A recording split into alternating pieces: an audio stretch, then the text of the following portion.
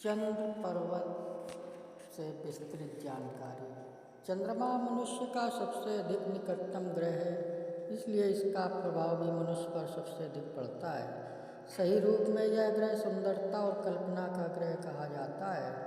हथेली में आयु रेखा से बाईं ओर तथा मणिबंध से ऊपर एवं नेपच्यून क्षेत्र से नीचे भाग्य रेखा से मिला हुआ जो क्षेत्र है वह चंद्र क्षेत्र अथवा चंद्र पर्वत कहलाता है। जिन व्यक्तियों के हाथों में चंद्र पर्वत विकसित होता है वे व्यक्ति कोमल, रसिक एवं भावुक होते हैं। जिनके हाथों में चंद्र पर्वत पूर्णतः उभरा हुआ होता है वे प्रकृति प्रिय एवं सौंदर्य प्रिय होते हैं। ऐसे लोग वास्तविक जीवन से हटकर स्वप्न लोक में ही विचरण करते हैं। इनके जीवन में कल्पनाओं का कोई अभाव नहीं रहता। एक प्रकार से ये व्यक्ति अपने आप में ही खोए हुए होते हैं। जीवन की कठोरताओं को तथा मुसीबतों को ये झेल नहीं पाते और थोड़ी सी भी परेशानी आने पर ये विचलित हो जाते हैं। ऐसे व्यक्ति संसार के छल कपट से दूर तथा एक शांत और कल्पनामय जग में विचरण करने वाले कहे जाते हैं। ऐसे ही व्यक्ति उत्तम कोटि के कलाकार, संगीतज्ञ और साहित्यकार होते हैं। इनके विचारों में धार्मिकता विशेष रूप से होती है। किसी के दबाव में ये कार्य नहीं कर पाते। इनके विचार स्वतंत्र एवं स्पष्ट होते हैं। जिनके हाथों में चंद्र पर्वत का भाव होता है वे व्यक्ति कठोर हृदय एवं पूर्ण भौतिकवादी होते हैं। जिनके हृदय में युद्ध की प्रधान होता है उनके हाथों में चंद्र पर्वत का भाव स्पष्ट देखा जाता है। जिनका चंद्र पर्वत भली प्रकार से विकसित होता है वे भौतिकवादी न होकर कल्पनावादी होते हैं।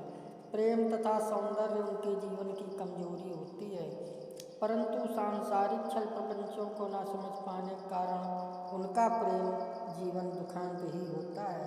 यदि चंद्र पर्वत जरूरत से ज़्यादा विकसित हो तो यह व्यक्ति पागल होता है। यदि चंद्र पर्वत मध्यम स्तर का विकसित हो तो ऐसा व्यक्ति कल्पना लोक में विचरण करने वाला तथा हवाई किले बनाने वाला होता है।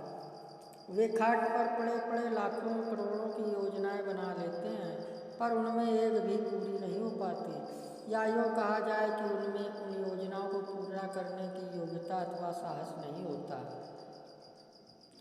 ऐसे व्यक्ति जरूरत से ज़्यादा भावुक होते हैं। छोटी सी भी बात इनको बहुत अधिक चुभती है।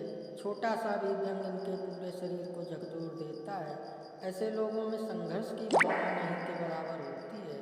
विपरीत परिस्थितियों में ये पलायन कर जाते हैं। धीरे धीरे इनमें निराशा की भावना बढ़ जाती है। यदि चंद्र पर्वत विकसित होकर हथेली के बाहर की ओर झुक जाता है तो ऐसे व्यक्ति में रजोगुण की प्रधानता बन जाती है। ऐसे व्यक्ति विषयी तथा कामी हो जाते हैं एवं सुंदर स्त्रियों के पीछे व्यर्थ के चक्कर लगाते रहते हैं। इनके जीवन का ध्येय भोग विलास एवं अयासी होता है, परंतु जीवन में ये सुख भी उनको नसीब नहीं होते। यदि हथेली में या पर्वत शुक्र की ओर झुकता हुआ अनुभव हो तो ऐसे व्यक्ति कामुक होने के साथ साथ निर्लज्ज भी होते हैं। इनको अपने पराय का भी भेद नहीं रहता, जिसके फलस्वरूप ये व्यक्ति समाज में बदनाम हो जाते हैं। यदि चंद्र पर्वत पर आड़ी टेढ़ी रेखाएं फैली हुई दिखाई दें तो ऐसा व्यक्ति कई बार जल यात्राएं करता है। यदि चंद्र पर्वत पर गोल घेरा हो तो वह व्यक्ति राजनीतिक कार्य से विदेश की यात्रा करता है। यदि हाथ में चंद्र पर्वत का भाव हो तो वह व्यक्ति रूखा और पूर्णतः भौतिक होता है, परंतु जिनका चंद्र पर्वत सामान्य रूप से उभरा हुआ होता है वे आंतरिक दृष्टि से अत्यधिक सुंदर एवं समझदार होते हैं। यदि यह पर्वत की ओर से उभरा हुआ होता है तो उसे गठिया अथवा जुखाम जैसे रोग बने रहते हैं। यदि यह पर्वत जरूरत से ज़्यादा विकसित हो तो वह अस्थिर बुद्धि का, निराश, वहमी तथा लगभग पागल सा होता है। इसको सिरदर्द की शिकायत बराबर बनी रहती है। यदि यह पर्वत नीचे की तरफ खिसका हुआ हो तो वह व्यक्ति शक्तिहीन होता है। यदि चंद्र पर्वत पर शंख का चिन्ह हो तो वे व्यक्ति अपने ही प्रयत्नों से सफल होते हैं, परंतु उनकी सफलता में बार बार बाधाएं एवं परेशानियां बनी रहती हैं। इतना होने पर भी वे जीवन को सही रूप से जीने में तथा दूसरों को सहयोग एवं सहायता देने में विश्वास रखते हैं। वस्तुतः हाथ में चंद्र पर्वत से ही व्यक्ति कल्पना प्रिय, सौंदर्य प्रिय तथा भावुक हो सकता है।